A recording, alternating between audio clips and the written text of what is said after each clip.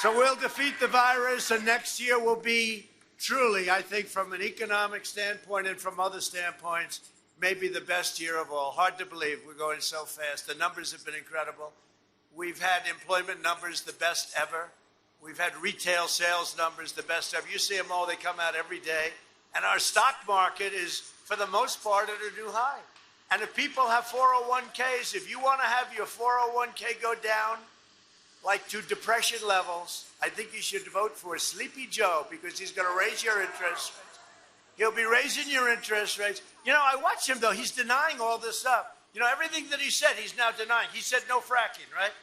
There will be no fracking he didn't know what fracking was, but he said there's no fracking. The reason is because everybody else, all of the radical left candidates up there, they couldn't get too far left. So Joe agreed.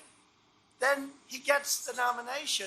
Now they're all angry. You know, that crazy Bernie, all of the left Democrats, they don't want to vote for him anymore because he made promises. And now all of a sudden, he forgot that he said no fracking. He said, well, now we can do some fracking.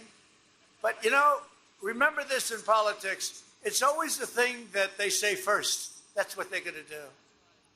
No guns, no religion, no energy, no oil. Remember that. Remember, he put Beto in charge of his gun policy, right? Beto, crazy Beto. Remember when Beto went out, he said, I was born for this. And that's when it all came down. As soon as I heard that, anybody said they were born for this, it doesn't play well. But he's in charge of the Second Amendment, and you won't have a Second Amendment. Frankly, you wouldn't have a Second Amendment if I didn't get elected. It would have been obliterated. It would have been torn up. Maybe it would have been totally knocked out. But there's tremendous pressure on your Second Amendment. As long as I'm here, you'll always have a Second Amendment.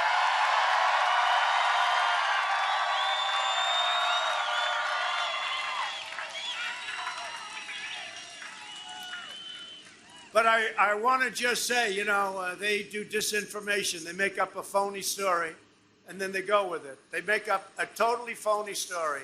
It's called disinformation.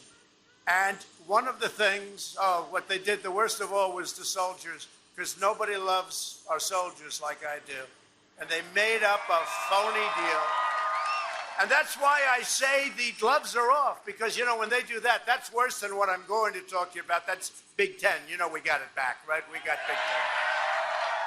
But the soldier story about standing over the graves, you know the one I'm talking about. Then they do a commercial. And I said the good news about that is the gloves are off. I can now call him grossly incompetent. The man is incompetent. He's been there for 47 years. He didn't do a thing. Now, all of a sudden, in years where he was never considered smart, but now he's really not considered smart. And now all of a sudden he's going to do what he never did in 47 years. He's going to do this and that and everything that I'm doing, everything that we're doing. But I want to congratulate the Big Ten Conference on yesterday's announcement that the fall season will start very soon. Oh, I hope your team does well after all that. I hope that team does well. But I especially want to thank a football legend. He was great. Wisconsin's own Barry Alvarez. He was great. Good. Got to be careful when you do that. You know, a lot of times you don't like people too much. They say, oh, we don't. But he's a good man. We worked with him. We worked with a whole group, including the commissioner of the league, did a very, very good job. But we called them, and the reason is that they took an ad. In other words, another one, disinformation. They took an ad saying I was against football. I'm the one that said they shouldn't close. But I said that, you know, if they close, they close. But then they took an ad saying I'm the one, I didn't want it. I wanted it closed. So then I said, well, no, I don't. I want it open. Let me call up the commissioner. We called up the commissioner. And he was great. He said, you really think so? And bottom line, we worked very hard. Lots of calls to lots of different states, lots of people. We dealt with the players, the parents of the players who are really the boss. That's okay. I won't say that.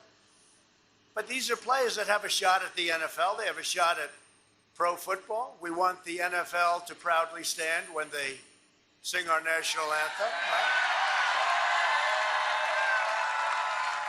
Right? or their ratings are going to continue to go down like they did last weekend, down 27%, because people don't want that. You know what? We have enough politics, right?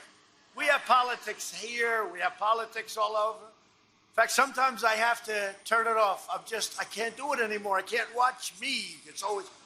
I can't watch me. I can't watch.